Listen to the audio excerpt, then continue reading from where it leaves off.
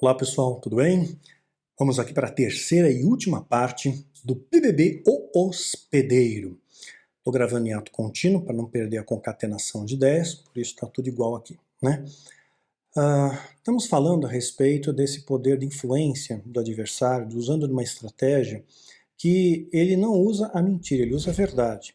Mas ele pega um fragmento da verdade e coloca aquilo como se fosse um todo. E ele quer te convencer que uma fração da sua vida, onde você errou, que você é humano, onde Davi errou, onde Paulo errou, onde Sansão errou também, né, onde Salomão errou, e joga somente aquilo. Só que naquela época de Davi, não tinha os recursos que tem hoje, não tinha internet.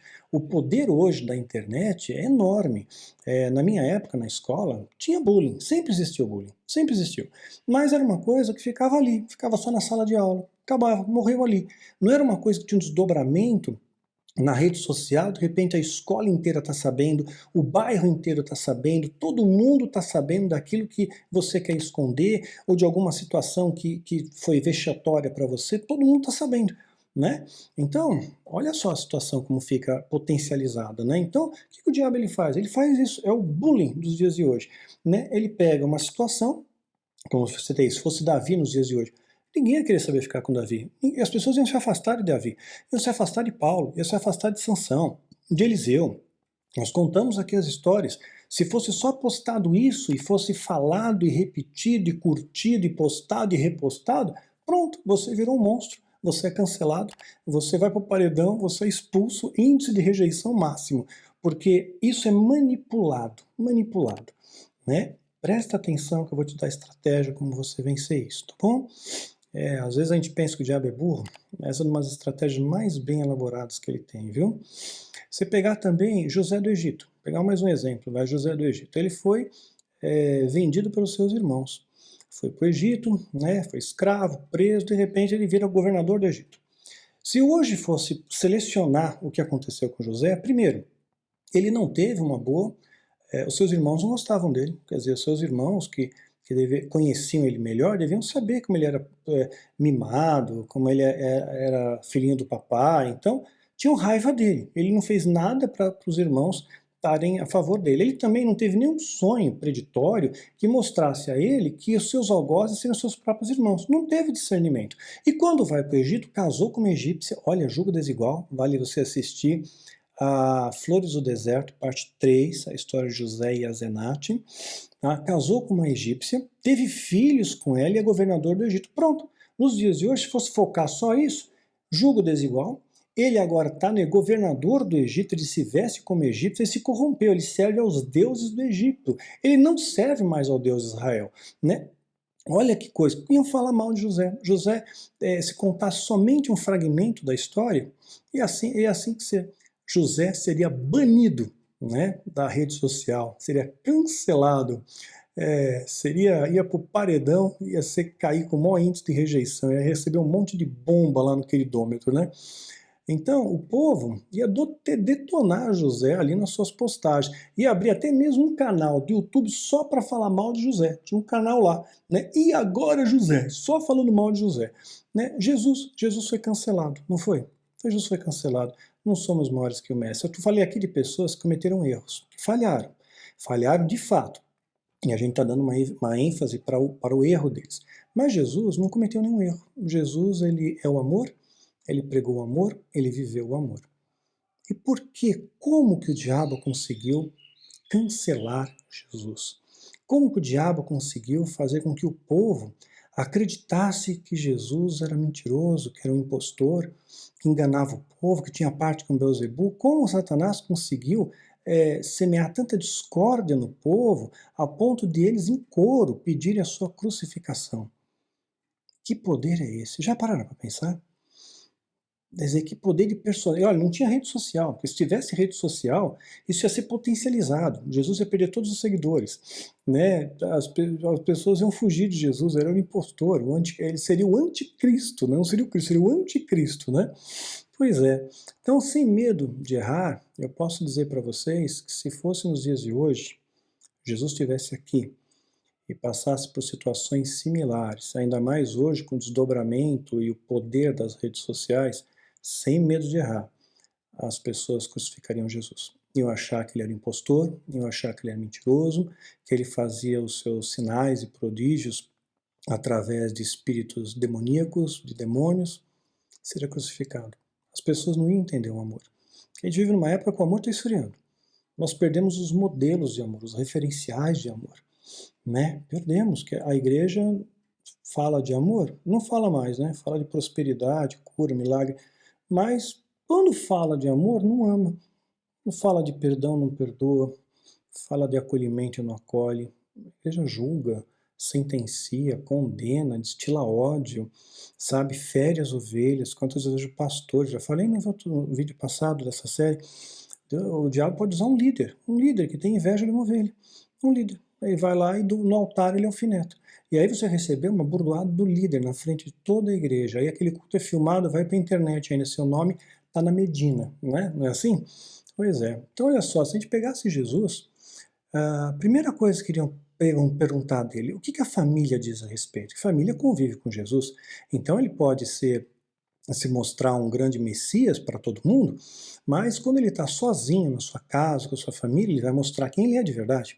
Então, nada melhor do que a gente colher informações da família, não é assim? Não, vai lá e pergunta, né, para os familiares de Jesus. Certamente, você sabe que tem muitos irmãos, isso começou lá com Caim e Abel, mas tem muitos irmãos que não se dão bem, tem irmãos que têm inveja um do outro, não é? Talvez seu irmão, sua irmã tem inveja de você. E se forem perguntar para o seu irmão, para a sua irmã, a respeito de você, o que eles vão ouvir é coisas ruins a seu respeito.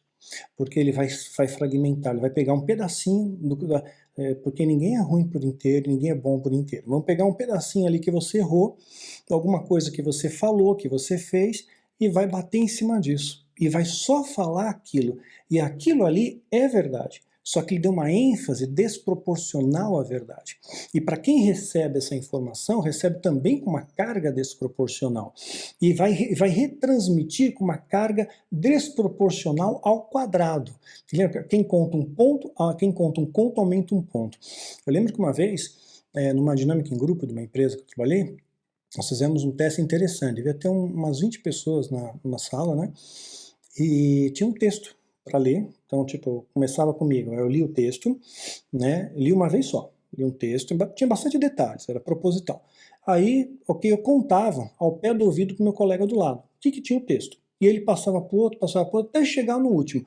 Quando chegava no último, gente, em tempo real ali, não é que a gente contou depois no dia seguinte, uma semana depois, que você podia esquecer. Foi na hora, foi uma corrente.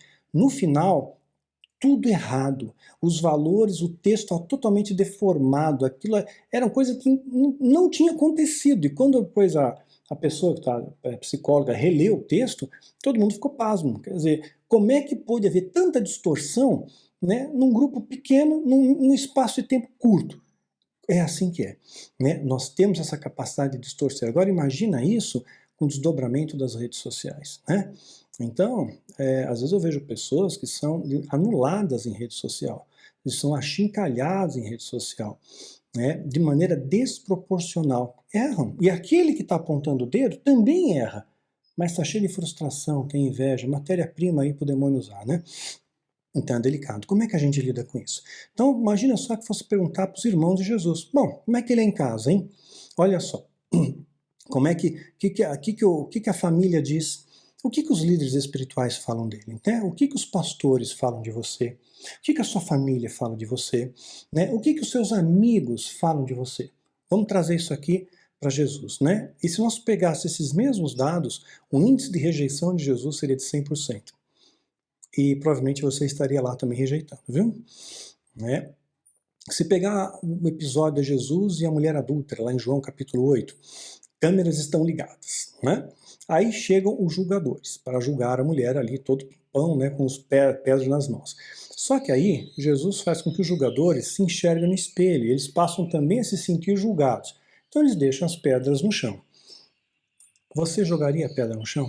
Hoje em dia, como as pessoas têm o fortalecimento de uma rede social, tem 1000 pessoas que estão concordando com você e dando like, né? Você vai achar que você está com razão. Não, não vou. A lei mosaica diz que tem que meter pedra, eu vou meter pedra. Né? A Bíblia diz que isso aqui é pecado, então é pecado, a pessoa vai para o inferno. Né? Mas espera aí, e o amor? A lei mosaica, presta atenção no que eu vou dizer, a lei mosaica legitimava, naquele momento estamos na lei ainda, vigorava a lei, a graça só começa a vigorar com a crucificação de Jesus, tá bom? Está consumado, o véu do templo rasga, aquela coisa toda, né? Aí começa a graça. Nesse momento histórico, João capítulo 8, estamos na lei. Pela lei, era lei, as mulheres adúlteras tinham que ser apedrejadas. Era a lei, era uma regra, estava na Bíblia, estava nas Escrituras, está na Torá. Eles estão ali para cumprir a lei, não é? Está na Bíblia. Então, vamos apedrejar. Aí alguém pega e diz para mim, poxa, Daniel, texto fora de contexto, tá? Eu vou explicar isso melhor, já expliquei em vídeos e tudo mais. Vamos supor que tem alguém que é homoafetivo, tá? Homoafetivo. Na Bíblia, pega um texto ali, tá falando aqui dos sodomitas, tá, os afeminados, não é da não, tá na Bíblia aqui, ó, tá na lei, palavra de Deus. Você estaria com pedra nas mãos, né? Você atira pedras, não atira? As pessoas atiram, julgam com muita facilidade, jogam pedras com muita facilidade, porque está na Bíblia. Então vai para o inferno. Só que Jesus agiu completamente o contrário. Jesus não se importou com o que estava escrito. A lei maior é do amor. É uma lei que a gente não entende porque nós não amamos. Não amamos. Jesus então confronta eles com o pecado. O pecado deles era maior que aquele pecado? O seu pecado é maior daquele com que você acusa? Todos nós somos pecadores, todos nós erramos. Eles largaram as pedras. E o amor sobrepujou. Ela não foi apedrejada. Ela não cumpriu a sentença da lei. Ela não foi para o inferno. Onde estão teus acusadores? Não tem nenhum aqui. Eu também vos condeno. Vai e não peques mais. Pois é. Então, às vezes a gente julga muito precipitadamente, a gente está pronto para julgar, mas não conhecemos essa dinâmica e movimento do amor. A gente pega uma fração, pegou aquele pedaço, a mulher adulterou, logo ela vai ser apedrejada e pronto, ponto final, é a lei. Estou amparado na lei, está na Bíblia e acabou, meto pedra mesmo. Mas é um ser humano que está ali, sabe? É um ser humano que Jesus ama e que Jesus deu a vida. E a gente muitas vezes está sendo usado pelo diabo, viu? Quando você começa a entrar com muita arrogância, com muita legalidade, religiosidade, o diabo é um prato cheio para o diabo, a religiosidade, né? Religiosidade. Os religiosos da época, Jesus dizia que eram raça de víboras, sepulcros caiados, hipócritas, condutores cegos. Não seja religioso. Deixa que o amor flua em você e permita que Deus seja o justo juiz, e não você, né? Jesus disse que nós seríamos odiados pelo mundo. Odiado é uma aversão intensa. Tradução mais próxima, né? Uma aversão entre as pessoas vão ter aversão de você, aversão de mim, não vão gostar da gente, né? Vai ser de novo como aquele desenho lá da Rapunzel, ninguém gosta de mim. É bem assim, ninguém gosta, né? Você vai ser perseguido, vai ser caluniado, e muitas pessoas vão te julgar, porque vão olhar, olha como julgariam Jesus. Poxa, Jesus não é amor? Jesus não contou a parábola das 100 ovelhas, 99 ficam lá, uma saiu e o pastor vai atrás daquela ovelha perdida? Não é assim? Contou a parábola, né? Jesus cai numa contradição, porque a Bíblia também fala que Jesus não foi atrás do jovem rico. O jovem rico não quis fazer aquilo que Jesus propôs, já foi embora. Jesus devia ter ido atrás. Não, peraí, vamos conversar mais. Deixa eu orar por você, deixa eu fazer você entender. Não fez. O jovem queria, Senhor, espera um pouquinho, deixa eu te seguir, vem. Não, mas eu tenho que enterrar meu pai primeiro. Deixa eu sepultar meu pai. Não, é agora. Deixa que os mortos sepultem seus mortos. Jesus largou o cara falando, deixou o cara no vácuo, sozinho. Que coisa, né? O filho pródigo, então. O filho pródigo, ele foi embora, ele largou o pai. Mas o pai, pautado na parábola das 99 ovelhas, o filho foi, o pai não deveria ter ido atrás do filho? Ah, Jesus, esse negócio está confuso aí, não tem amor não. O senhor falou uma coisa, está agindo outra. É, falta de conhecimento. Se você publica isso na internet, Jesus estivesse aqui, todo mundo que não conhece a palavra, que o povo perece pela ausência de conhecimento, ia realmente cair nessa facinho. Jesus está contraditório, eu não vou mais seguir Jesus não, agora eu vou seguir outro Deus. Jesus não, é muito confuso, muito contraditório. A palavra é sim, sim, não, não, e aqui azedou. Não azedou nada. A ovelha perdida, perdida, é aquela que se perde. Perdida é aquela que se perde. Então a ovelha que foi enganada por alguém, foi enganada por um falso profeta, que tomou um caminho errado, né? Que se perdeu de fato, se perdeu. Essa Deus vai resgatar, essa Deus se preocupa. Mas aquela que, de livre e espontânea vontade, usou das suas próprias pernas para se afastar, essa não, é o livre-arbítrio. Saiu, quiser voltar, você volta com as suas próprias pernas, como voltou o filho pródigo. Então, se tiver uma ovelha minha que decide sair, né, do MGL, ou de repente não está conseguindo acompanhar os estudos, tal, não está conseguindo, tá atrasando toda a galera, né? A gente tem um grupo de estudo também, né? Está destoando muito, né? De repente não dá para você fazer parte do grupo de estudo. Você pode acompanhar os vídeos pela internet, mas do grupo de estudo não dá, porque tem que estudar, né?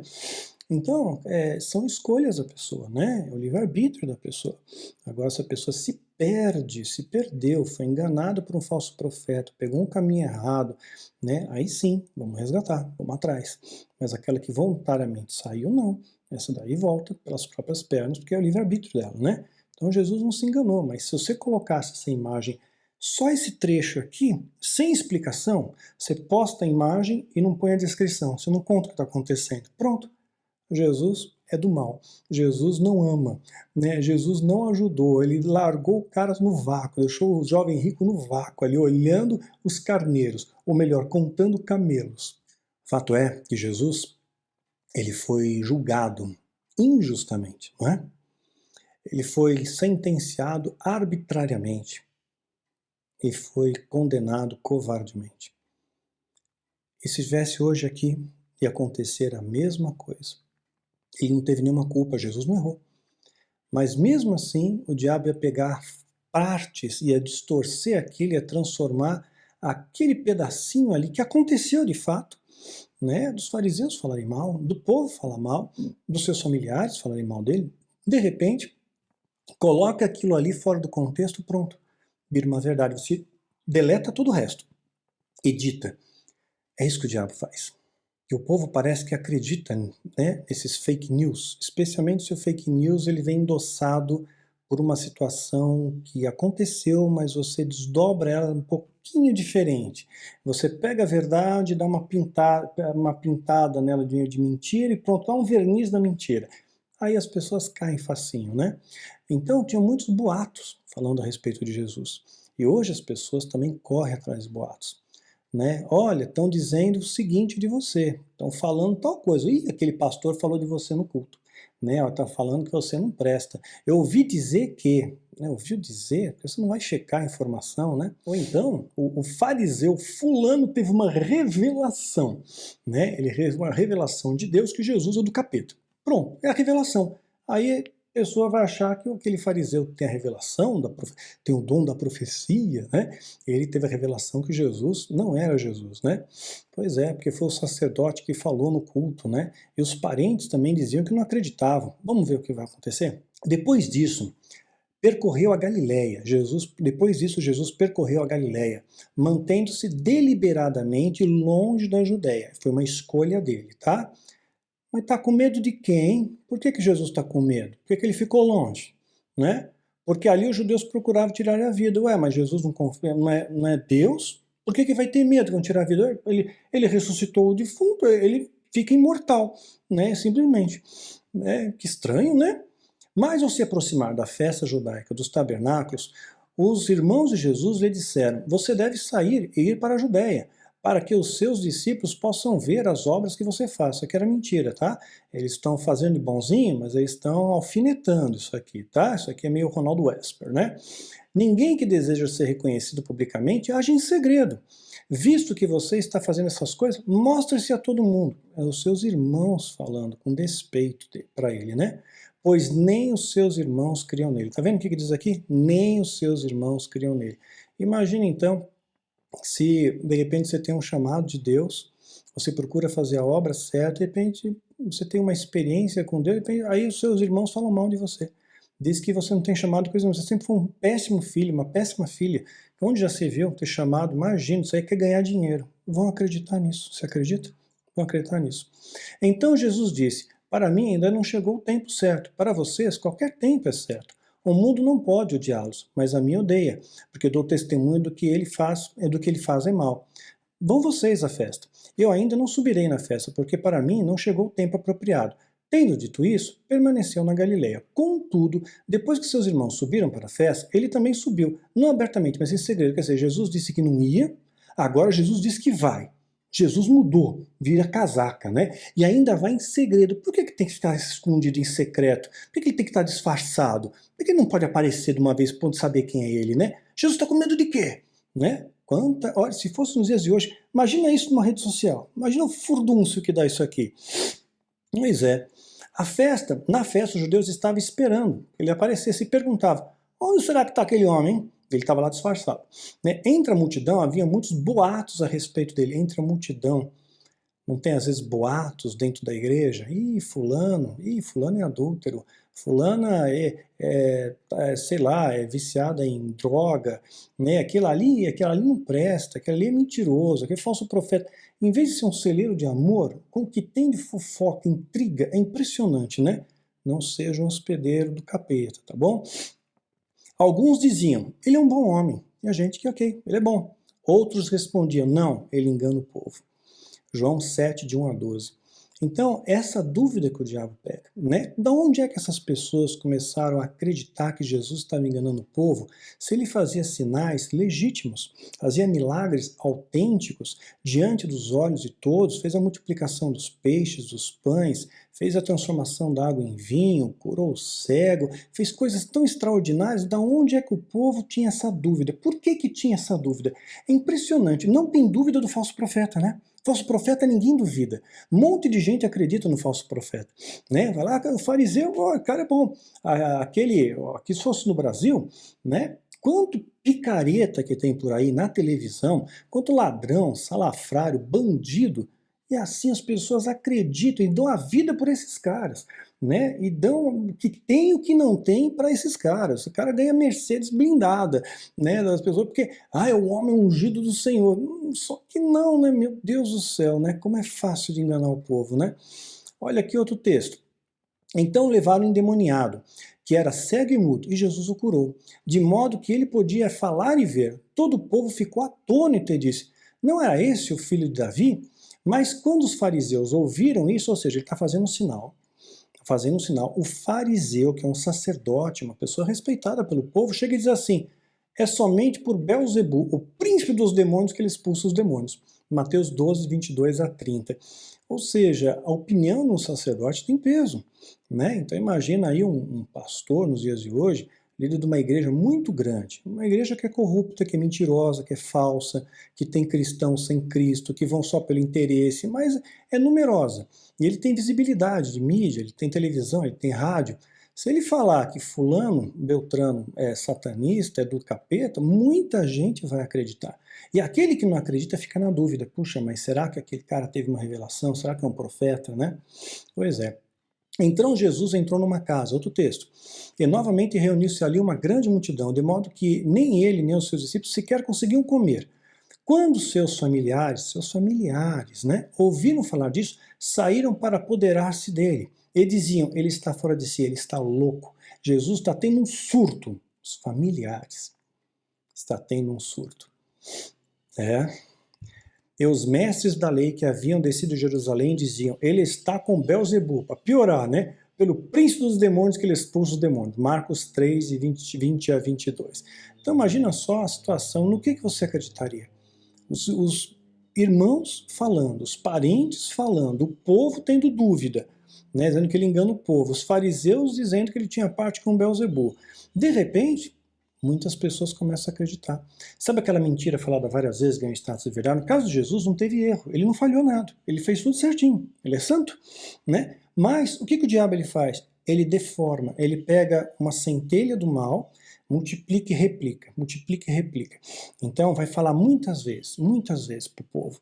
E depende daquela mentira contada várias vezes, ganha status de verdade. Foi uma estratégia do propagandista de Adolf Hitler, né? Essa frase é dele, uma mentira contada várias vezes ganha status de verdade, né? Aí o que acontece? Jesus vai ser crucificado. Pilatos perguntou à multidão que se havia reunido. Multidão. Nós não temos ideia de quantas pessoas, né? Qual desses vocês querem que lhe solte? Barrabás ou Jesus, chamado Cristo? Que era Páscoa, era o costume soltar um preso. Então, Jesus estava preso e tinha Barrabás, que era um bandido, tá? Era um assassino. Quem que vocês querem que solte? Jesus, o amor ou o bandido, o assassino? Porque sabia que havia entregado por inveja. Pilatos sabia, sabe? O mundo às vezes percebe o que ocorre no nosso meio. Às vezes tem pessoas que estão te atacando porque tem inveja de você. Que tem inveja de você. E inveja é uma coisa muito ruim. Então, aquele negócio, maldição sem causa não encontra pouso.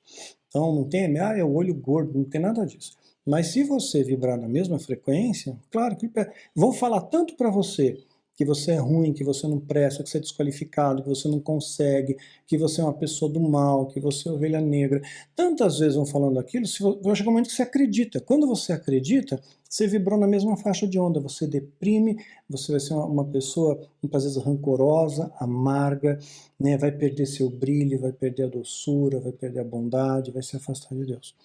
Não deixe isso acontecer com você, não, né? E aí continua. Enquanto Pilatos, sentado no tribunal, sua mulher lhe enviou uma mensagem. Não se envolva com esse inocente, porque hoje eu sonho, em sonho, sofri muito por causa dele. Olha só, Deus dando sinais em sonho para o ímpio. Deus ele usa quem ele quiser, viu, meu irmão? Quem ele quiser. Às vezes uma pessoa que você nem conhece pode trazer uma palavra de Deus para você. Não precisa ser cristão, crente da igreja evangélica. Pode usar alguém que você nem conhece para trazer uma palavra para você. Mas os chefes dos sacerdotes e dos líderes religiosos convenceram a multidão que pedisse Barrabás e mandasse executar Jesus. Quem que convenceu a multidão? Os chefes dos sacerdotes e líderes religiosos. Imagina então, nós sabemos que aqui no Brasil tem o tal da coalizão apostólica, né? Digamos que essa coalizão faça uma reunião e eles decidam dizer, vamos dizer que o Daniel é impostor, o Daniel é satanista, e nós tivemos uma revelação que o Daniel é do mal, e que Deus não é com ele, enfim, que ele é mentiroso, enfim, o de sempre, né? E todos eles falam a mesma coisa, e falam para os seus discípulos, seus seguidores. Chega um patamar que muita gente vai acreditar nisso, né? E se eu tiver um emocional frágil, se eu não souber quem eu sou em Cristo, né, eu vou acabar tomando aquilo para mim. Puxa vida, realmente, eu não presto, eu sou desqualificado, né, o brilho de Cristo está ficando opaco na minha vida. Então não deixa que as pessoas digam, especialmente quando vem de líderes, viu? Ó, vieram de líderes aqui, os sacerdotes, tá? Chefes dos sacerdotes e líderes religiosos. Quer dizer, a mais alta hierarquia eclesiástica ali, falando mal de Jesus. Então, às vezes, vai ser atacado por sacerdotes, por líderes que têm seu coração corrompido, que se afastaram de Deus e que são hospedeiro do mal. Então presta atenção. O pastor disse que teve uma revelação, direção, sonho. Você vê que é tudo desgraça. Teve um sonho com você, tudo desgraça. É o demônio, é o chifre, é as trevas, é a labareda de fogo. Alguém sonha com coisa boa para sua? Olha, eu sonhei que tinha um anjo ao seu redor te acampando. Eu sonhei que Deus está abrindo uma porta para você, que realmente agora vai melhorar a sua vida. Ninguém tem sonho assim, não é engraçado? Só desgraça. Estou falando verdade ou não? Só desgraça. Sabe o que é isso? Inveja. Inveja. Não é de Deus, tá bom? Não recebe essa porcaria não, né? Então, convenceram a multidão que pedisse Barrabás e mandasse executar Jesus. Então perguntou o governador, né? Olha só, Pilatos ele insiste, qual dos dois vocês querem que solte? Responderam eles, Barrabás. Perguntou Pilatos, o que vou fazer então com Jesus chamado Cristo?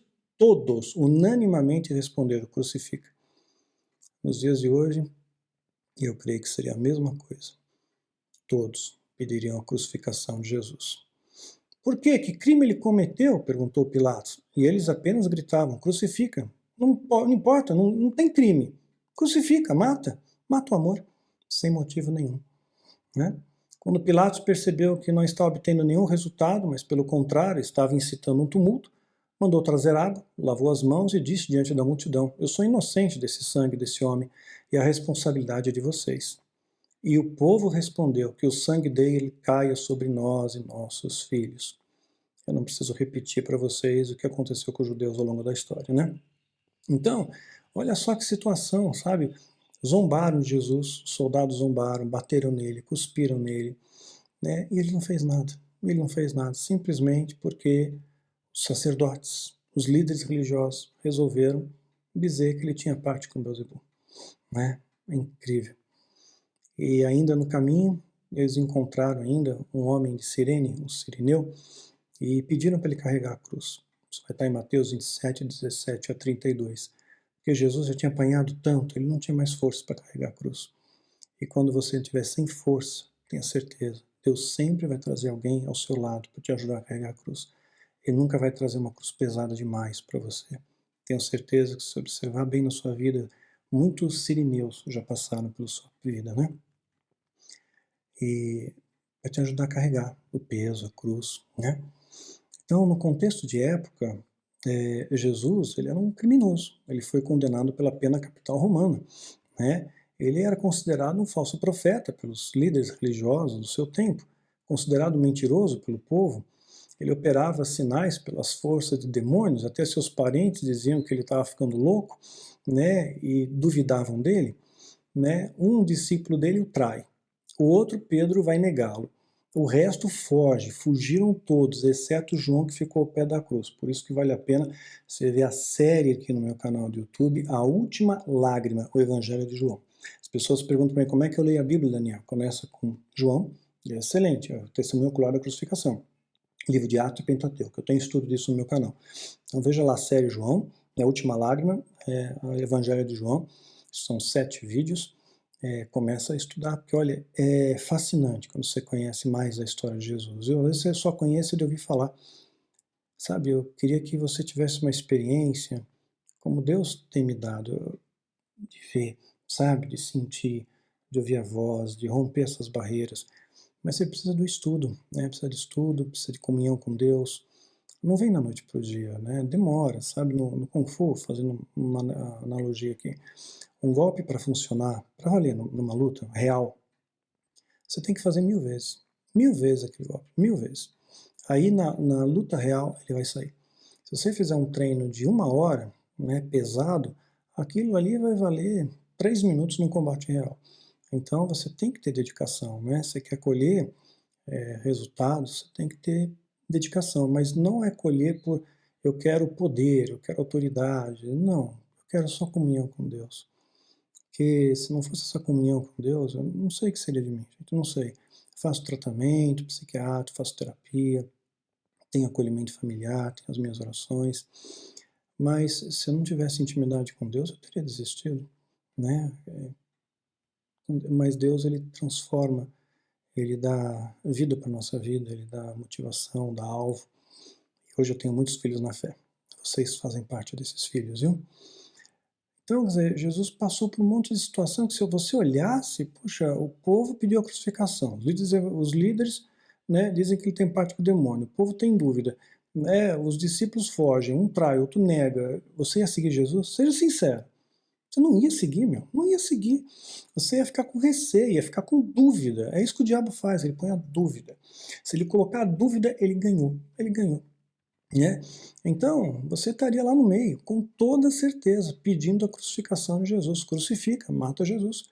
Porque a sua mente foi cauterizada. Falaram tanta mentira para você que a mentira virou verdade. Então, cuidado, viu, com o que querem apontar para você. Tem aquela questão que é do diabo mesmo, diabólica, né, dele pegar, criar uma situação ruim e te atacar. E bater, bater, bater, sempre naquela tecla, só naquilo. Né? Você tem um chamado para ser levita. Não, você não tem capacidade, você não sabe cantar, você não sabe tocar, você é desafinado, você não tem unção para louvor, só bombardeia ali, só bate ali. Isso aí é a mentira do diabo que fizeram com Jesus. Então eles não têm um ponto para te atacar. E outra questão é pegar uma falha da sua vida e atacar e evidenciar e replicar aquilo inúmeras vezes para te depreciar mediante o todo. Então são duas estratégias distintas, né?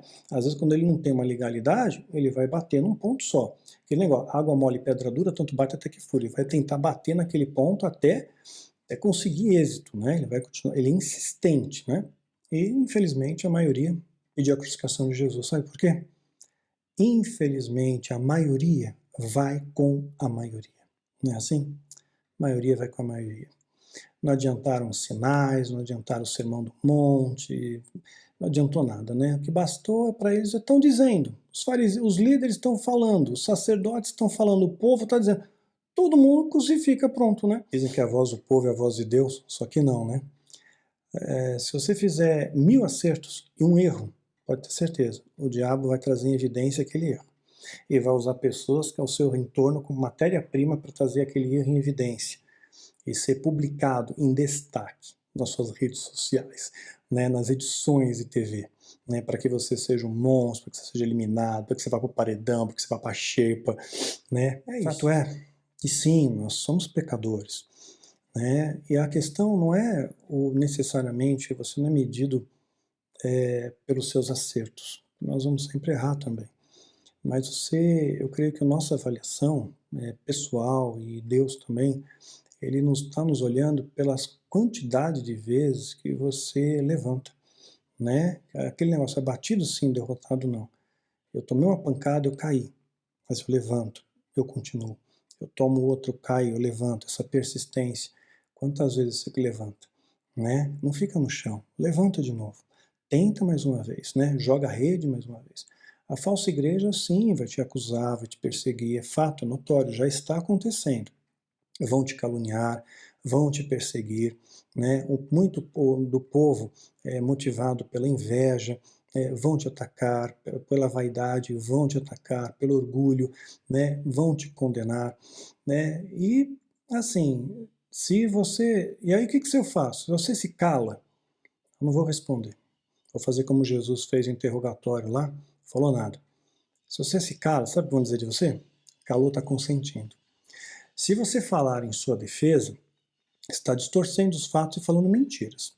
Se você chorar, você está sendo falso, está interpretando, você é um ator, uma atriz. Se você não chorar, você não mostra sentimentos, você é insensível. Ou seja, sempre vão criar algo para atacar você. Seja sincero. Emita os sentimentos que você realmente tem e são legítimos. Não tenha vergonha de chorar, Jesus chorou.